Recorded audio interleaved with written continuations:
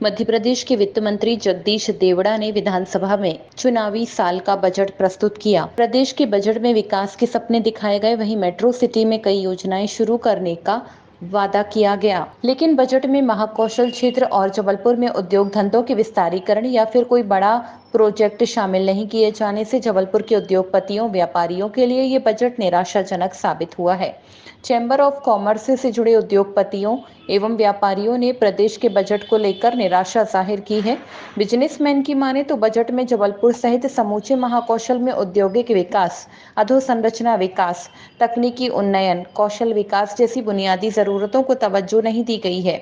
Budget में ज्यादातर इंदौर और भोपाल को तरजीह मिली है, जबलपुर को उपेक्षित किया गया है। कि बजट होता है सबके लिए। बजट में चाहे युवा हो, महिला हो, एक वरिष्ठ नागरिक हो, उद्योगपति हो, व्यापारी हो, कृषक हो, समाज के सभी तबके लोगों का इसमें समावेश होना चाहिए। लेकिन ये कई वर्षों से देखा जा रहा है कि मध्य प्रदेश शासन को जो बजट है, ऐसा लगता है हम लोग कोई कृषि का बजट सुन रहे हैं, ऐसा लगता है हमको मजदूरों के बजट देख रहे हैं, ऐसा लगता है हम सिर्फ सरकार की लोक कल्याणकारी योजनाओं को सुनने के लिए बजट देख रहे हैं। कहीं पे भी बजट में आज जो अर्थव्यवस्था का जो इंजन, जो पहिया है, जो उस पहिए को घुमाता है, उनके लिए जो उद्योगपति है, व्यापारी है, एमएसएमई सेक्टर है, इनके लिए कुछ भी बजट में बात नहीं करना, ये बहुत ज़्यादा निराशाजनक है। पहले वित्त मंत्री जी को चाहिए था कि आज एक बस जबलपुर के लिए बात करें तो ग्लोबल स्किल पार्क जैसे भोपाल की तर्ज पे पहले की घोषणा थी, वो प्रदेश में 4 जगह बनने हैं, उसमें से जबलपुर को भी लिया गया है। बस इसके अलावा ना औद्योगिक क्षेत्रों के कायाकल्प की कोई बात हो रही है, एमएसएमई सेक्टर को बढ़ावा देने के लिए कोई बात नहीं हुई, ना उनके लिए कोई बजटीय आवंटन किया गया है। तो ट्रेड इंडस्ट्री अर्थव्यवस्था के नजरिए से देखेंगे तो हम लोग को काफी निराशा हुई है, काफी उम्मीदें थी इस बजट से। बजट पेश किया गया मध्य प्रदेश सरकार द्वारा, ये बजट पूरी तरह से चुनावी बजट के रूप में उभर के आ रहा। चुनाव का समय है, सरकार के पास 8 महीने हैं, सरकार ने हर 6 लोगों के लिए कुछ ना कुछ देने की कोशिश करी है और बजट का बहुत बड़ा हिस्सा सामाजिक कामों के लिए खर्च करने की प्रावधान किया है। हम लोगों का कहना है कि सामाजिक क्षेत्र में काम करें, मगर हमारे क्षेत्र का महाकौशल एरिया के साथ पक्षपात ना करें। सरकार ने मेट्रो ट्रेन चलाने की बात की, वो इंदौर और भोपाल के लिए, औद्योगिकरण की बात की, वो कॉरिडोर बनाने की, वो इंदौर और भोपाल के लिए। महाकौशल एरिया के लिए सरकार ने कोई भी प्रावधान नहीं किया। दूसरी तरफ हमारे महंगाई को कम करने के लिए सरकार ने कोई भी काम नहीं किया। गैस सिलेंडर का रेट बढ़ा दिया गया, हमारे पेट्रोल डीजल को कम नहीं किया गया। रजिस्ट्री मूल्य भारत में सबसे ज़्यादा है मध्य प्रदेश में, उसको कम करने के तो आज हाउसिंग सेक्टर को बहुत फ़ायदा मिलता, सरकार ने वो भी नहीं किया। तो इस तरह जो ये बजट है, ये पूरी तरह से चुनावी बजट है और महाकौशल एरिया के लिए बहुत सारी चीज़ें जो हम अपेक्षा कर रहे थे वो उभरते हुए नहीं दिख रही हम लोग को। बजट में सरकार ने जो मतलब घोषणाएं की हैं, उसमें मुझे देख के ऐसा लगा कि सरकार ने सबसे पहले तो जबलपुर के साथ सौतेला व्यवहार किया है। कभी भी मैंने देखा है जो भी बजट आ रहा है, इसमें सिर्फ मध्य प्रदेश के अंदर इंदौर और भोपाल पर ध्यान दिया जा रहा है और बजट में किसी भी प्रकार का ऐसा कोई घोषणा नहीं है। सिर्फ एक चुनावी घोषणाएं हुई हैं जिससे उनको वोटें ज़्यादा मिल सकें। ना तो व्यापारियों के लिए किसी प्रकार का एक बजट है, ना ही किसानों के लिए बहुत अच्छा बजट है। कुछ शिक्षा के क्षेत्र में उन्होंने MBBS की और इसकी सीटें बढ़ाई हैं, स्कूल वगैरह का जो उन्होंने दिया है।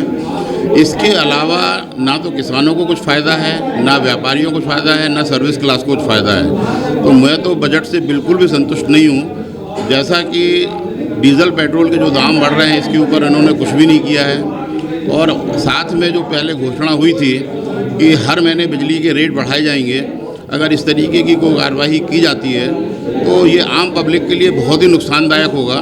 वैसे ही तो लोग त्रस्त हैं, कोरोना काल से लोगों की परिस्थितियाँ बहुत ही ज़्यादा ख़राब हैं, व्यापार बिल्कुल ही ख़राब है। तो मेरे को नहीं लग रहा कि कोई बहुत अच्छा बजट है। ये जो बजट आया है, इस बजट में अपेक्षा के हिसाब से कुछ भी नहीं हुआ। जो टैक्सेस की या पेट्रोल के ऊपर या कीमतों के ऊपर घटने की या महंगाई घटाने के ऊपर बात हुई थी, उसके ऊपर कोई भी नहीं दिया गया। सरकार ये कह रही है कि हमने नए टैक्सेस नहीं लगाए।